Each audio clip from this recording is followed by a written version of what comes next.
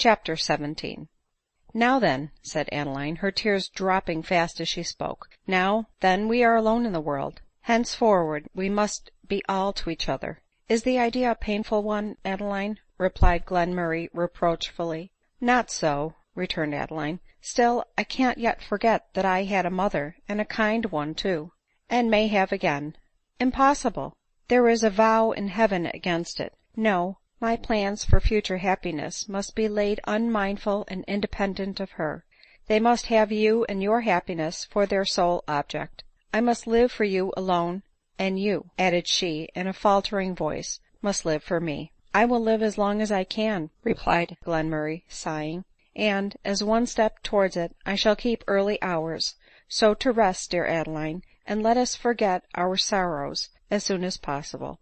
The next morning Adeline's and Glenmurray's first care was to determine on their future residence. It was desirable that it should be at a sufficient distance from London to deserve the name and have the conveniences of a country abode, yet sufficiently near it for Glenmurray to have the advice of a London physician if necessary.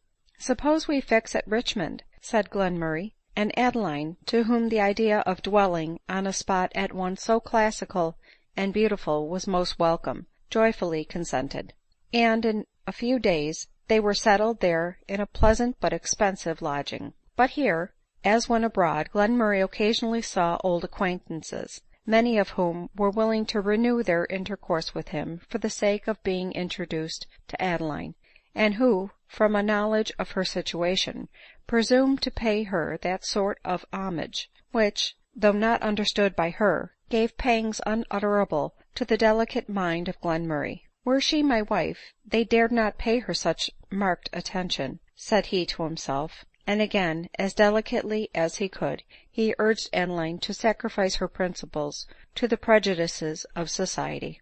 "I thought," replied Adeline gravely, "that as we lived for each other we might act independent of society, and serve it by our example, even against its will." Glenmurray was silent. He did not like to own how painful and mischievous he found in practice the principles which he admired in theory, and Adeline continued: "Believe me, Glenmurray, ours is the very situation calculated to urge us on in the pursuit of truth. We are answerable to no one for our conduct, and we can make any experiments in morals that we choose.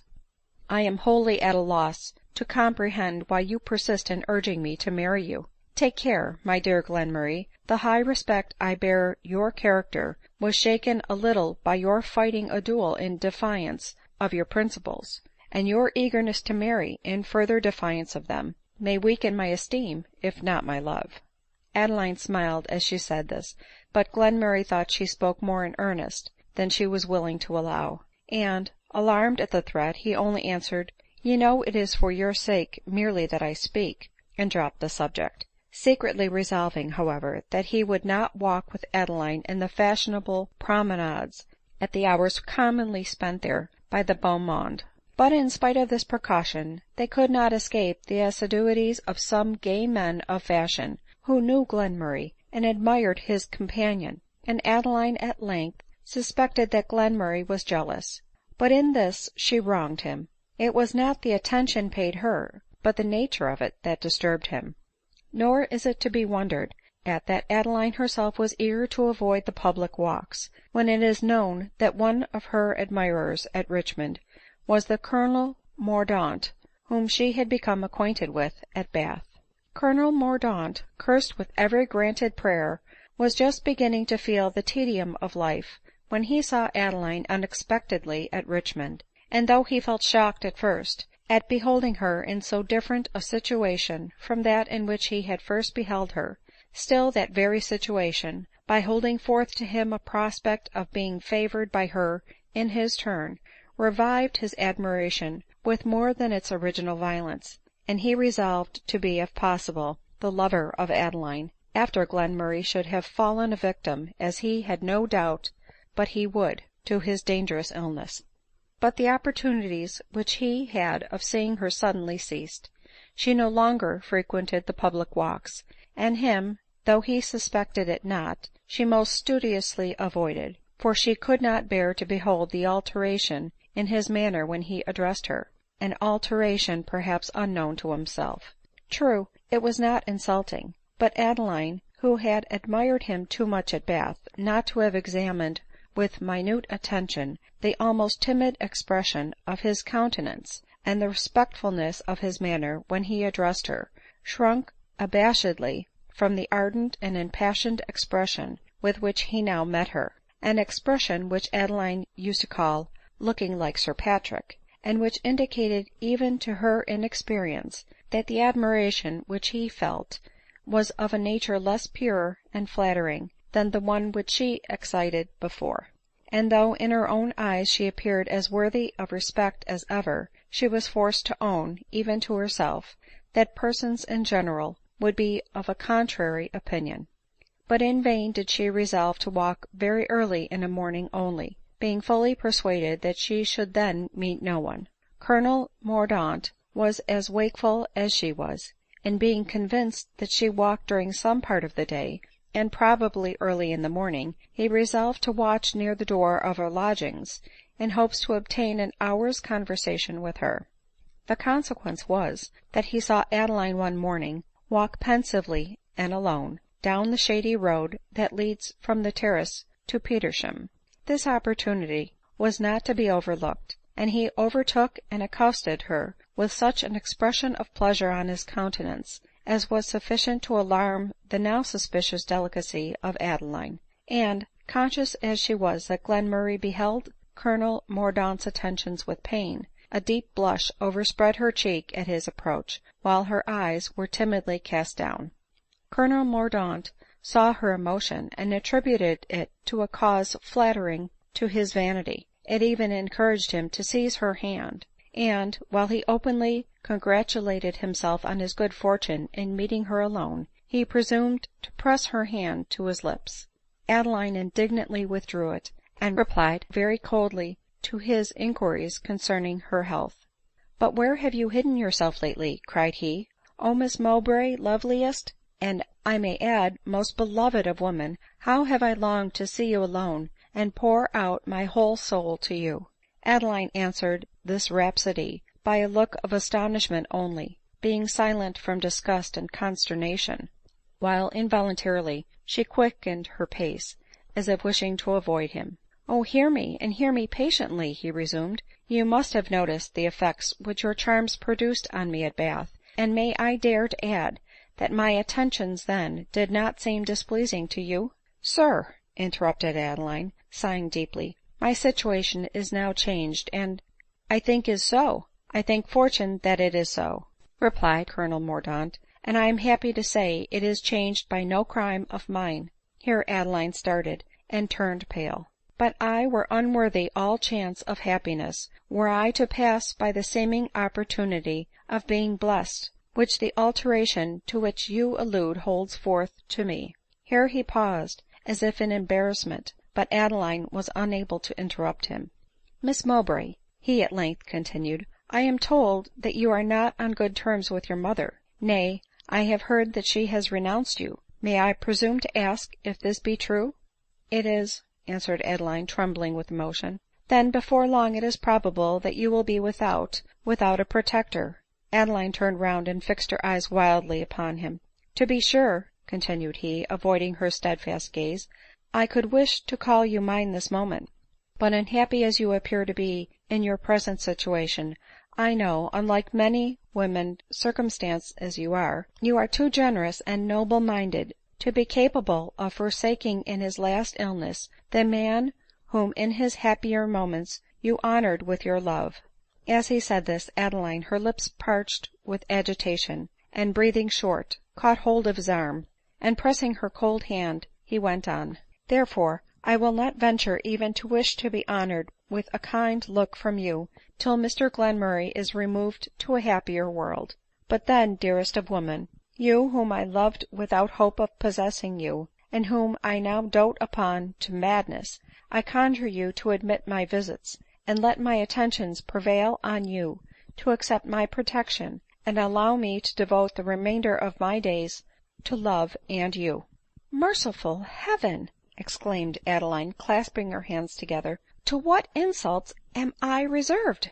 Insults !" echoed Colonel Mordaunt. " Yes, sir," replied Adeline, " you have insulted me, grossly insulted me, and know not the woman whom you have tortured to the very soul." " Hear me, Miss Mowbray," exclaimed Colonel Mordaunt, almost as much agitated as herself. " By heaven I meant not to insult you, and perhaps I have been misinformed. No — yes, it must be so — your indignation proves that I have. You are, no doubt, and on my knees I implore your pardon, you are the wife of Mr Glenmurray ?"" And suppose I am not his wife ?" cried Adeline. " Is it then given to a wife only to be secure from being insulted by offers horrible to the delicacy, and wounding to the sensibility, like those which I have heard from you ?" But before Colonel Mordaunt could reply, Adeline's thoughts had reverted to what he had said of Glenmurray's certain danger ; and, unable to bear this confirmation of her fears, with the speed of frenzy she ran towards home, and did not stop till she was in sight of her lodging, and the still closed curtain of her apartment met her view. " He is still sleeping, then," she exclaimed, " and I have time to recover myself, and endeavor to hide from him the emotion of which I could not tell the reason." So saying, she softly entered the house, and by the time Glenmurray rose she had regained her composure. Still there was a look of anxiety on her fine countenance which could not escape the penetrating eye of love. " Why are you so grave this morning ?" said Glenmurray, as Adeline seated herself at the breakfast table. " I feel much better and more cheerful today." " But you are indeed better ?" replied Adeline, fixing her tearful eyes on him. " Or I much deceive myself," said Glenmurray. " Thank God !" devoutly replied Adeline. " I thought " Here tears choked her utterance, and Glenmurray drew from her a confession of her anxious fears for him, though she prudently resolved not to agitate him by telling him of the rencontre with Colonel Mordaunt. But when the continued assurances of Glenmurray that he was better, and the animation of his countenance, had in a degree removed her fears for his life, she had leisure to revert to another source of uneasiness, and to dwell on the insult which she had experienced from Colonel Mordaunt's offer of protection. " How strange and irrational," thought Adeline, " are the prejudices of society ! Because an idle ceremony has not been muttered over me at the altar, I am liable to be thought a woman of vicious inclinations, and to be exposed to the most daring insults." As these reflections occurred to her, she could scarcely help regretting that her principles would not allow her delicacy and virtue to be placed under the sacred shelter bestowed by that ceremony which she was pleased to call idle ; and she was not long without experiencing still further hardships from the situation in which she had persisted so obstinately to remain. Their establishment consisted of a footman and a maid servant ; but the latter had of late been so remiss in the performance of her duties, and so impertinent when reproved for her faults, that Adeline was obliged to give her warning. " Warning, indeed !" replied the girl, " a mighty hardship truly. I can promise you I did not mean to stay long. It is no such favor to live with a kept miss ; and if you come to that, I think I am as good as you." Shocked, surprised, and unable to answer, Adeline took refuge in her room. Never before had she been accosted by her inferiors without respectful attention ; and now, owing to her situation, even a servant maid thought herself authorized to insult her, and to raise herself to her level. " But surely," said Adeline mentally, " I ought to reason with her, and try to convince her that I am in reality as virtuous as if I were Glenmurray's wife, instead of his mistress." Accordingly she went back to the kitchen ; but her resolution failed her when she found the footman there, listening with a broad grin on his countenance to the relation which Mary was giving him of the fine trimming which she had given madam. Scarcely did the presence of Adeline interrupt or restrain her ; but at last she turned round and said, " And pray have you got any thing to say to me ?"" Nothing more now," meekly replied Adeline, " unless you will follow me to my chamber." " With all my heart," cried the girl, and Adeline returned to her own room. " I wish, Mary, to set you right," said Adeline, " with respect to my situation. You called me, I think, a kept miss, and seemed to think ill of me." "Why, to be sure, ma'am," replied Mary, a little alarmed, "everybody says you are a kept lady, and so I made no bones of saying so. But I am sure, if so be you are not so, why I ax pardon." "But what do you mean by the term kept lady?" "Why, a lady who lives with a man without being married to him, I take it." "And that I take to be your case, ain't it, I pray?" Adeline blushed and was silent. It certainly was her case. However, she took courage and went on. "But mistresses, or kept ladies in general, are women of bad character, and would live with any man. But I never loved, nor ever shall love, any man but Glenmurray. I look on myself as his wife in the sight of God, nor will I quit him till death shall separate us." "Then if so be that you don't want to change, I think you might as well be married to him." Adeline was again silent for a moment, but continued. "Mr Glenmurray would marry me tomorrow if I chose." "Indeed! Well, if master is inclined to make an honest woman of you, you had better take him at his word, I think." "Gracious heaven!" cried Adeline, "what an expression! Why will you persist to confound me with those deluded women who are victims of their own weakness?" "As to that," replied Mary, "you talk too fine for me; but a fact is a fact. Are you or are you not my master's wife?" "I am not." "Why then you are his mistress, and a kept lady to all intents and purposes. So what signifies argufying the matter? I lived with a kept madam before, and she was as good as you, for I ought know." Adeline, shocked and disappointed, told her she might leave the room. "I am going," pertly answered Mary, "and to seek for a place; but I must beg that you will not own you are no better than you should be, when a lady comes to ask my character; for then, perhaps, I should not get any one to take me. I shall call you Mrs Glenmurray." "But I shall not call myself so," replied Adeline. "I will not say what is not true, on any account." "There now, there's spite! And yet you pretend to call yourself a gentlewoman, and to be better than other kept ladies. Why, you are not worthy to tie the shoestrings of my last mistress. She did not mind telling a lie rather than lose a poor servant a place, and she called herself a married woman rather than hurt me." "Neither she nor you then," replied Adeline gravely, "were sensible of what great importance a strict adherence to veracity is, to the interests of society. I am, and for the sake of mankind I will always tell the truth." "You had better tell one innocent lie for mine," replied the girl pertly. "I dare to say the world will neither know nor care any thing about it, and I can tell you I shall expect you will." So saying, she shut the door with violence, leaving Adeline mournfully musing on the distresses attending on her situation, and even disposed to question the propriety of remaining in it. The inquietude of her mind, as usual, showed itself in her countenance, and involved her in another difficulty. To make Glenmurray uneasy by an avowal of what had passed between her and Mary was impossible, yet how could she conceal it from him? And while she was deliberating on this point, Glenmurray entered the room and tenderly inquired what had so evidently disturbed her. "Nothing of any consequence," she faltered out, and burst into tears. "Could nothing of consequence produce such emotion?" answered Glenmurray. "But I am ashamed to own the cause of my uneasiness."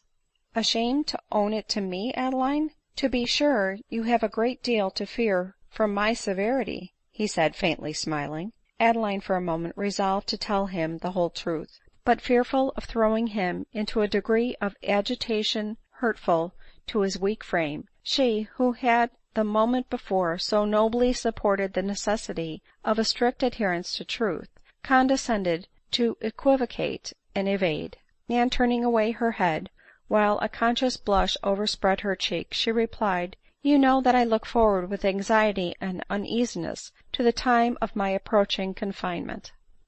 Glenmurray believed her; and overcome by some painful feelings which fears for himself and anxiety for her occasioned him, he silently pressed her to his bosom, and choked with contending emotions returned to his own apartment.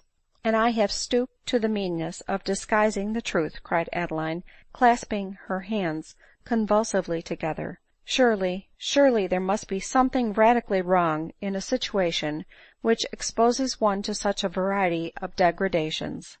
Mary, meanwhile, had gone in search of a place, and having found the lady to whom she had been advised to offer herself at home, she returned to tell Adeline that Mrs Pemberton would call in half an hour to inquire her character. The half hour, an anxious one to Adeline, having elapsed, a lady knocked at the door, and inquired in Adeline's hearing for Mrs Glenmurray. "Tell the lady," cried Adeline immediately from the top of the staircase, "that Miss Mowbray will wait on her directly." The footman obeyed, and Mrs Pemberton was ushered into the parlor. And now, for the first time in her life, Adeline trembled to approach a stranger. For the first time she felt that she was going to appear before a fellow creature as an object of scorn, and though an enthusiast for virtue, to be considered as a votary of vice.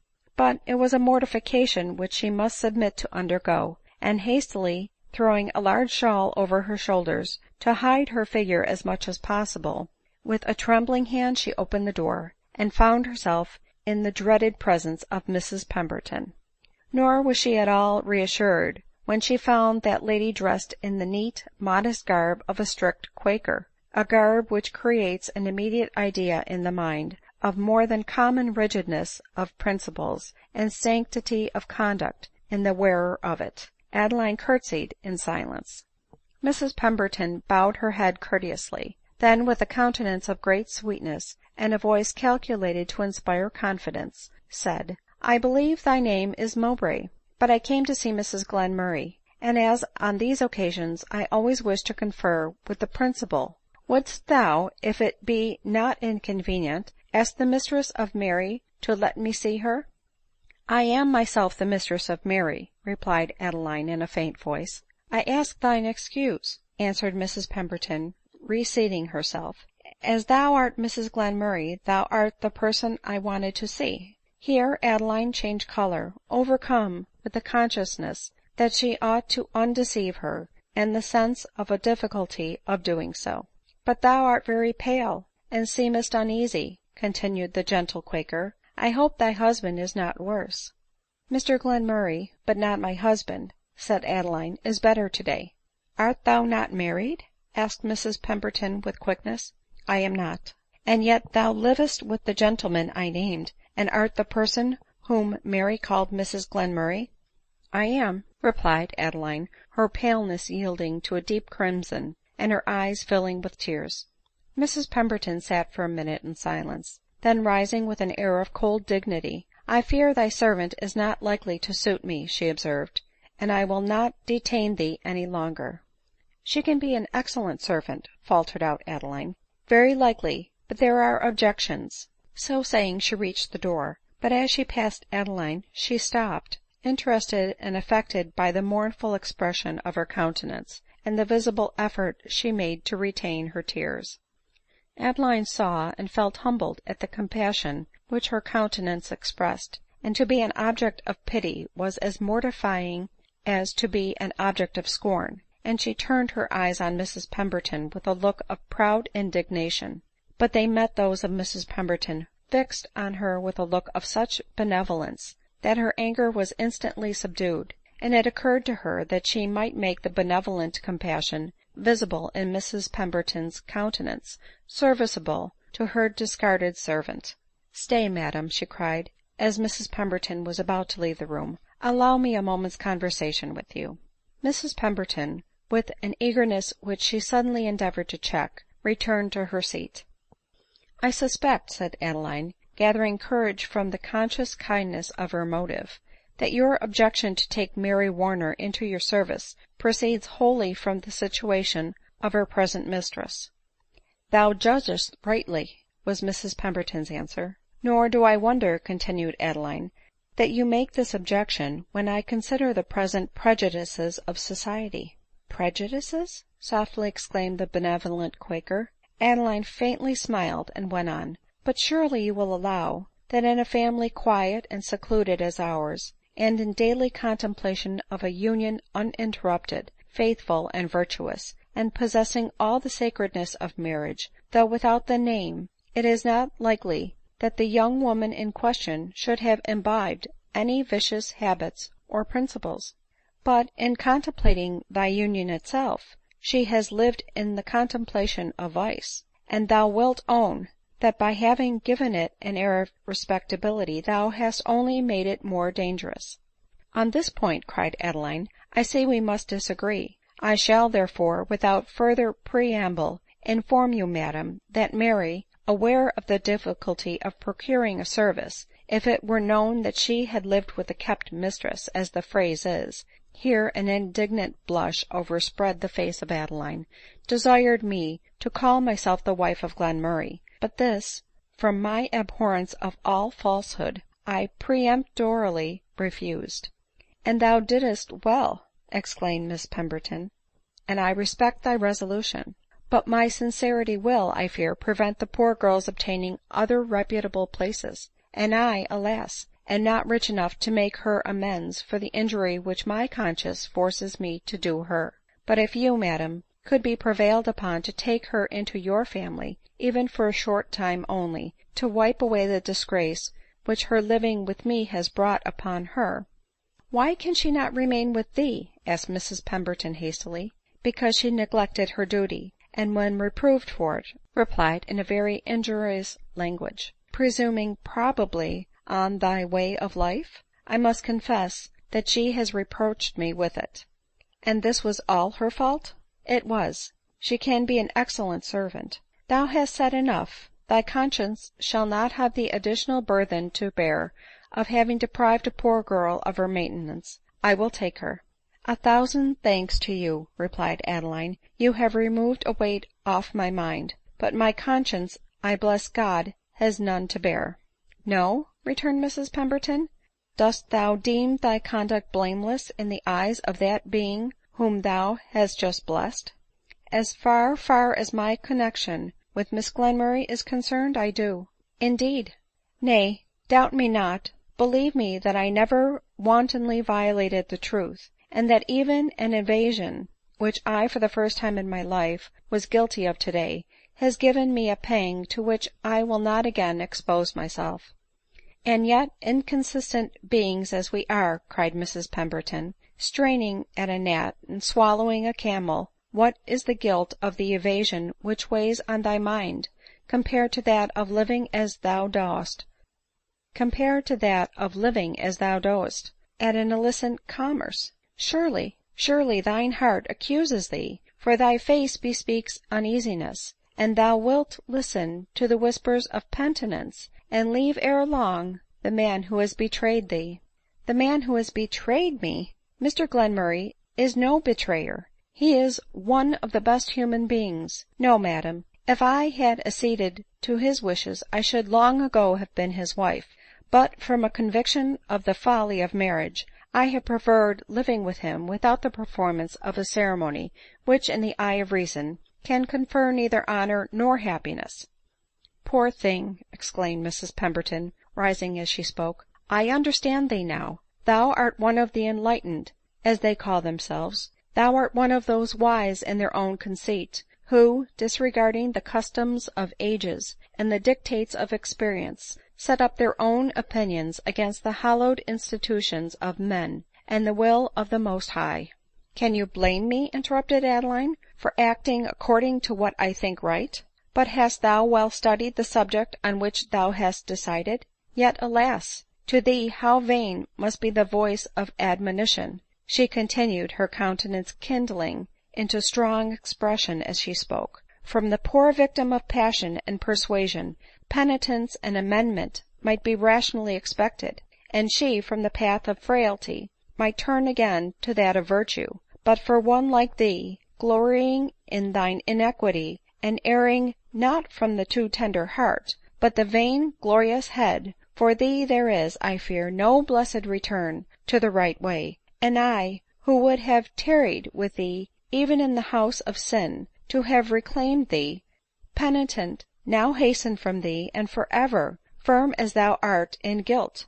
As she said this she reached the door, while Adeline, affected by her emotion, and distressed by her language, stood silent and almost abashed before her. But with her hand on the lock she turned round, and in a gentler voice said, "Yet not even against a wilful offender like thee should one gate that may lead to amendment be shut. Thy situation and thy fortunes may soon be greatly changed. Affliction may subdue thy pride, and the counsel of a friend of thine own sex might then sound sweetly in thine ears. Should that time come, I will be that friend.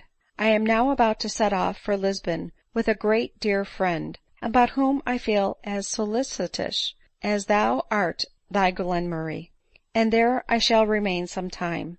Here then is my address, and if thou shouldest want my advice or assistance, write to me, and be assured that Rachel Pemberton will try to forget thy errors in thy distresses."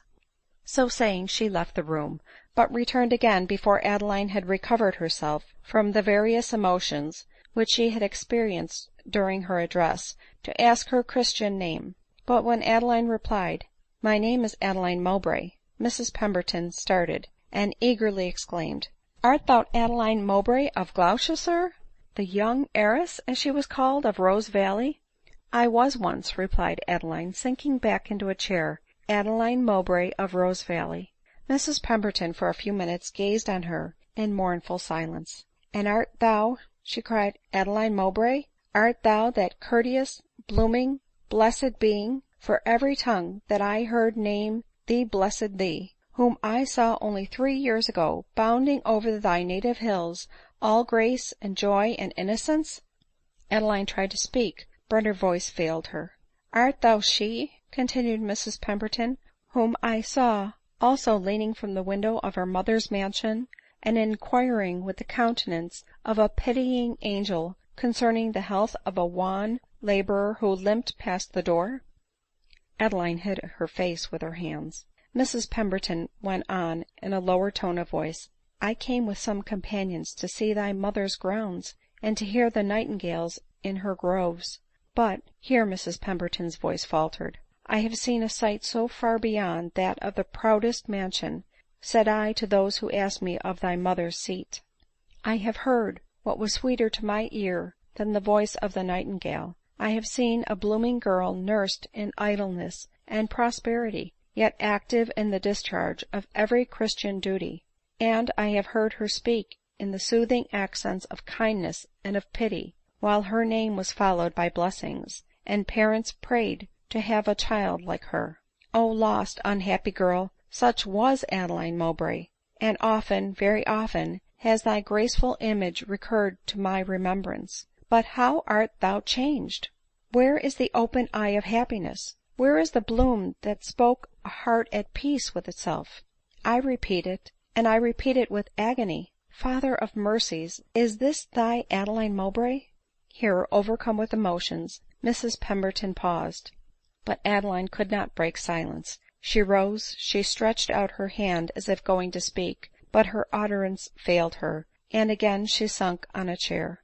"It was thine," resumed Mrs Pemberton in a faint and broken voice, "to diffuse happiness around thee, and to enjoy wealth unhated, because thy hand dispensed nobly the riches which it had received bounteously. When the ear heard thee, then it blessed thee; when the eye saw thee, it gave witness to thee. And yet—" Here again she paused, and raised her fine eyes to heaven for a few minutes, as if in prayer. Then, pressing Adeline's hand with an almost convulsive grasp, she drew her bonnet over her face, as if eager to hide the emotion which she was unable to subdue, and suddenly left the house. While Adeline, stunned and overwhelmed by the striking contrast which Mrs Pemberton had drawn between her past and present situation, remained for some minutes motionless on her seat, a prey to a variety of feelings which she dared not venture to analyze. But amidst the variety of her feelings, Adeline soon found that sorrow of the bitterest kind, was uppermost. Mrs Pemberton had said that she was about to be visited by affliction, alluding, there was no doubt, to the probable death of Glenmurray. And was his fate so certain that it was the theme of conversation at Richmond? Were only her eyes blind to the certainty of his danger? On these ideas did Adeline chiefly dwell after the departure of her monitress, and in an agony unspeakable she entered the room where Glenmurray was sitting, in order to look at him, and form her own judgment on a subject of such importance. But alas! she found him with the brilliant, deceitful appearance that attends his complaint, a bloom resembling health on his cheek, and a brightness in his eye rivalling that of the undimmed lustre of youth. Surprised, delighted, and overcome by these appearances, which her inexperience rendered her incapable of appreciating justly, Adeline threw herself on a sofa by him, and, as she pressed her cold cheek to his glowing one, her tearful eye was raised to heaven with an expression of devout thankfulness. " Mrs Pemberton paid you a long visit," said Glenmurray, " and I thought once by the elevated tone of her voice that she was preaching to you." " I believe she was," cheerfully replied Adeline ;" and now I have a confession to make. The season of reserve shall be over, and I will tell you all the adventures of this day without evasion." " I thought you were not ingenuous with me this morning," replied Glenmurray, " but better late than never." Adeline then told him all that had passed between her and Mary and Mrs Pemberton, and concluded with saying, " But the surety of your better health, which your looks give me, have dissipated every uneasiness ; and if you are but spared to me, sorrow cannot reach me, and I despise the censure of the ignorant and the prejudiced. The world approve. What is the world to me? The conscious mind is its own awful world." Glenmurray sighed deeply as she concluded her narration. " I have only one request to make," said he. " Never let that Mary come into my presence again, and be sure to take care of Mrs Pemberton's address." Adeline promised that both his requests should be attended to. Mary was paid her wages and dismissed immediately ; and a girl being hired to supply her place, the menage went on quietly again. But a new mortification awaited Glenmurray and Adeline. In spite of Glenmurray's eccentricities and opinions, he was still remembered with interest by some of the female part of his family ; and two of his cousins, more remarkable for their beauty than their virtue, hearing that he was at Richmond, made known of him their intention of paying him a morning visit on their way to their country seat in the neighborhood. " Most unwelcome visiters indeed !" cried Glenmurray, throwing the letter down. " I will write to them and forbid them to come." " That's impossible," replied Adeline, " for by this time they must be on the road, if you look at the date of the letter. Besides, I wish you to receive them. I should like to see any relations or friends of yours, especially those who have liberality of sentiment enough to esteem you as you deserve." " You see them !" exclaimed Glenmurray, pacing the room impatiently. " Oh, Adeline, that is impossible !"" I understand you," replied Adeline, changing color. " They will not deem me worthy," forcing a smile, " to be introduced to them, and therefore would I forbid their coming. I cannot bear to exclude you from my presence in order that I may receive them. No, when they arrive I will send them word that I am unable to see them." " While they will attribute the refusal to the influence of the creature who lives with you. No, Glenmurray, for my sake, I must insist on your not being denied to them ; and believe me, I should consider myself as unworthy to be the choice of your heart, if I were not able to bear with firmness the mortification like that which awaits me." " But you allow it to be a mortification ?"" Yes, it is mortifying to a woman who knows herself to be virtuous, and is an idolater of virtue, to pay the penalty of vice, and be thought unworthy to associate with the relations of the man whom she loves." " They shall not come, I protest !" exclaimed Glenmurray. But Adeline was resolute, and she carried her point. Soon after this conversation the ladies arrived, and Adeline shut herself up in her own apartment, where she gave way to no very pleasant reflections. Nor was she entirely satisfied with Glenmurray's conduct. True, he had earnestly and sincerely wished to refuse to see his unexpected and unwelcome guests ; but he had never once expressed a desire of combating their prejudices for Adeline's sake, and an intention of requesting that she might be introduced to them ; but, as any common man would have done under similar circumstances, he was contented to do homage to the things as they are, without an effort to resist the prejudice to which he was superior. " Alas !" cried Adeline, " when can we hope to see society enlightened and improved, when even those who see and strive to amend its faults in theory, in practice tamely submit to the trammels which it imposes An hour, a tedious hour to Adeline, having elapsed, Glenmurray's visitors departed, and by the disappointment that Adeline experienced at hearing the door close on them, she felt that she had had a secret hope of being summoned to be presented to them; and with a bitter feeling of mortification she reflected that she was probably to the man whom she adored a shame and a reproach. " Yet I should like to see them," she said, running to the window as the carriage drove up and the ladies entered it. At that moment they, whether from curiosity to see her, or accident, looked up at the window where she was. Adeline started back indignant and confused ; for, thrusting their heads eagerly forward, they looked at her with the bold unfeeling stare of imagined superiority ; and Adeline, in spite of her reason, sunk abashed and conscious from their gaze. " And this insult," exclaimed she, clasping her hands and bursting into tears, " I experience from Glenmurray's relations! I think I could have borne it better from any one else." She had not recovered her disorder when Glenmurray entered the room, and, tenderly embracing her, exclaimed, " Never, never again, my love, will I submit to such a sacrifice as I have now made." When, seeing her in tears, too well aware of the cause, he gave way to such a passionate burst of tenderness and regret, that Adeline, terrified at his agitation, though soothed by his fondness, affected the cheerfulness which she did not feel, and promised to drive the intruders from her remembrance. Had Glenmurray and Adeline known the real character of the unwelcome visitors, neither of them would have regretted that Adeline was not presented to them. One of them was married, and to so accommodating a husband that his wife's known gallant was his intimate friend, and, under the sanction of his protection, she was received everywhere, and visited by every one, as the world did not think proper to be more clear-sighted than the husband himself chose to be. The other lady was a young and attractive widow, who coquetted with many men, but intrigued with only one at a time, for which self-denial she was rewarded by being allowed to pass unquestioned through the portals of fashionable society. But these ladies would have scorned to associate with Adeline, and Adeline, had she known their private history, would certainly have returned the compliment. But the peace of Adeline was soon after disturbed in another way. Glenmurray, finding himself disposed to sleep in the middle of the day, his cough having kept him awake all night, Adeline took her usual walk, and returned by the churchyard. The bell was tolling, and as she passed she saw a funeral enter the churchyard, and instantly averted her head. In doing so, her eyes fell on a decent looking woman, who, with a sort of angry earnestness, was watching the progress of the procession. " Eh, there goes your body, you rogue !"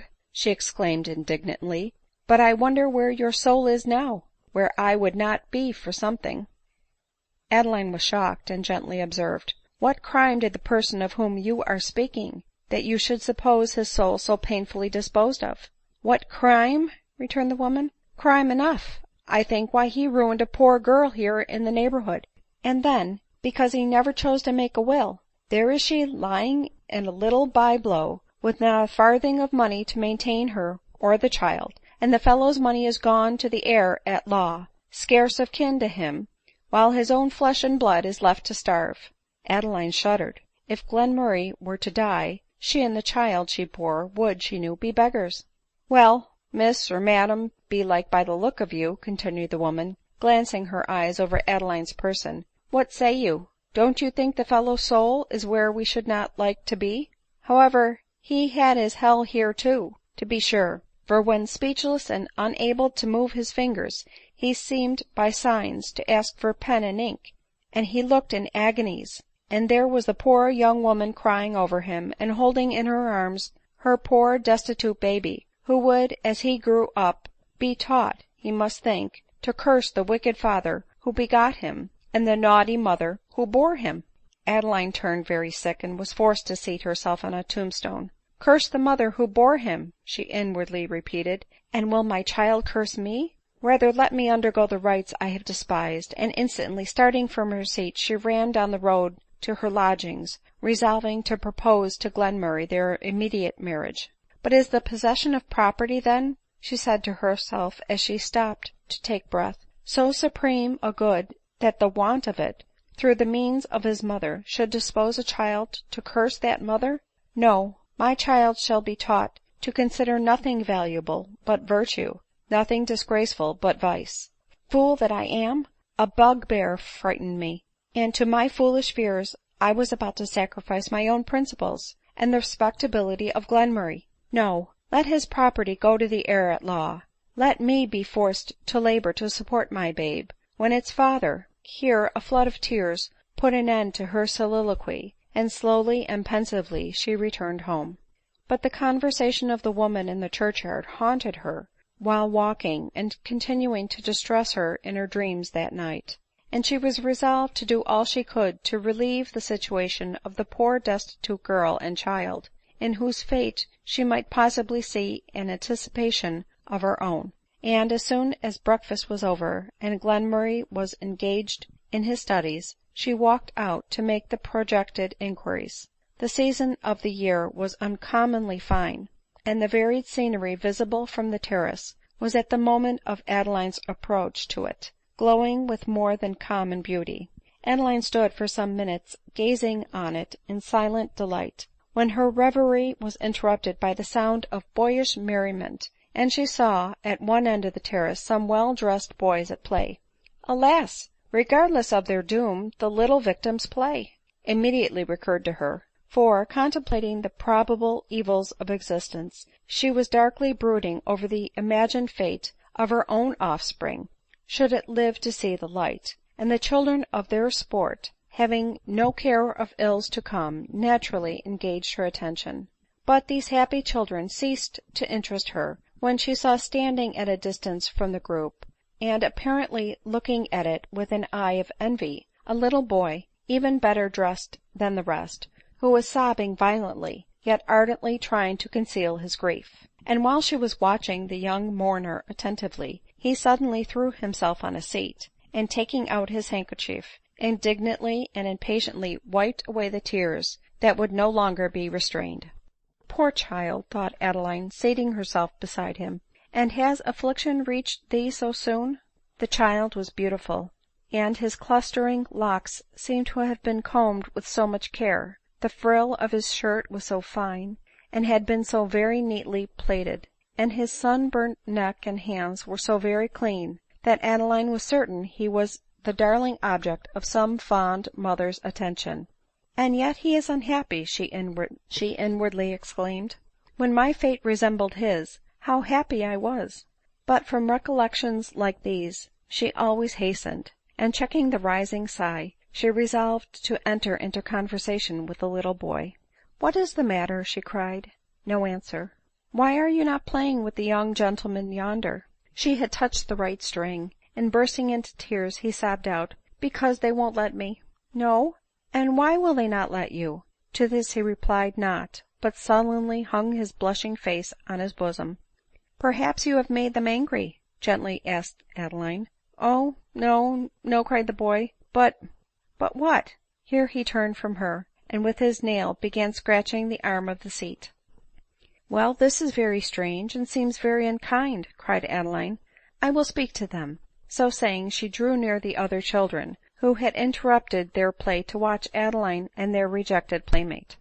"What can be the reason," she said, "that you will not let that little boy play with you?" The boys looked down and said nothing. "Is he ill-natured?" "No." "Does he not play fair?" "Yes." "Don't you like him?" "Yes." "Then why do you make him unhappy by not letting him join in your sport?" "Tell the lady, Jack," cries one; and Jack, the biggest boy of the party, said, "Because he is not a gentleman's son like us, and is only a little bastard."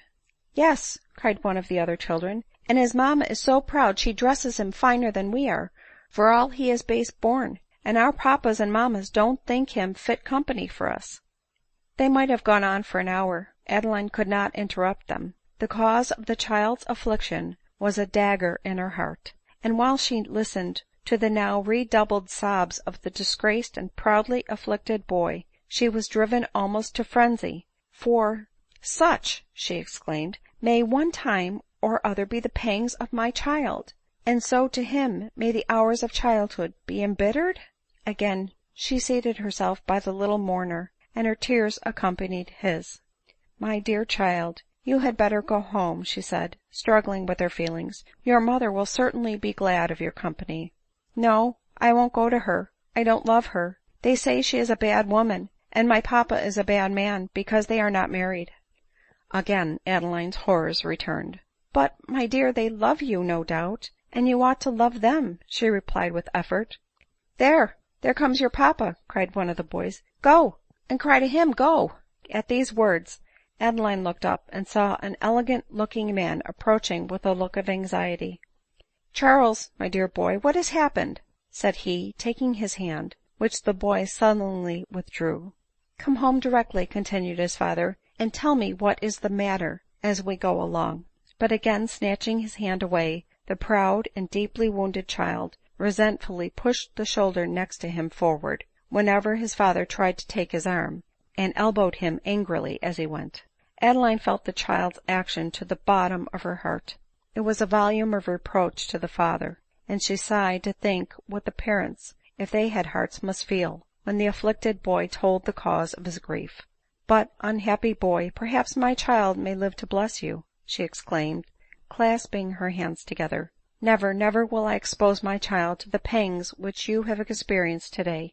So saying, she returned instantly to her lodgings, and having just strength left to enter Glenmurray's room, she faintly exclaimed, "For pity's sake, make me your wife tomorrow," and fell senselessly to the floor. On her recovery, she saw Glenmurray pale with agitation, yet with an expression of satisfaction on his countenance, bending over her. "Adeline, my dearest life," he whispered as her head lay on his bosom, "blessed be the words you have spoken, whatever be their cause.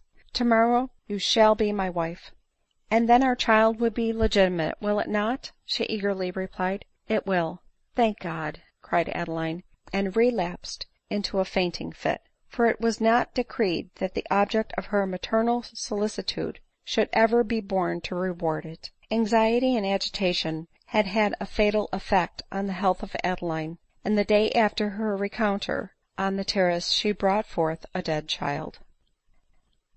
Chapter 18. Recording by Pam Moscato.